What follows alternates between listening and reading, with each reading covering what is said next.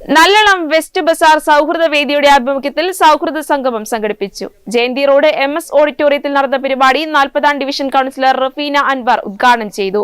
ചടങ്ങിൽ sub inspector of police Abdul Jaleel, public health inspector Shihab എന്നിവർ മുഖ്യാതിഥിയായി. ചടങ്ങിനോടനുബന്ധിച്ച് വിവിധ പരീക്ഷകളിൽ ഉന്നത വിജയം കരസ്ഥമാക്കിയ വിദ്യാർത്ഥികളെ മൊമെന്റോ നൽകി ആദരിച്ചു. ചടങ്ങിൽ MP.M കാസിം മുഖ്യപ്രഭാഷണം നടത്തി. ശ്രദ്ധിക്കണം.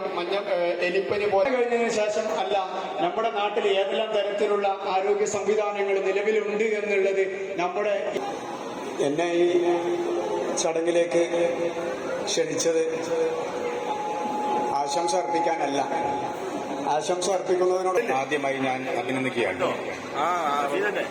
ഈ കൂട്ടായ്മയുടെ ലക്ഷ്യങ്ങളും തലത്തിലേക്ക് നമുക്ക് ഉയരാൻ സാധിക്കും.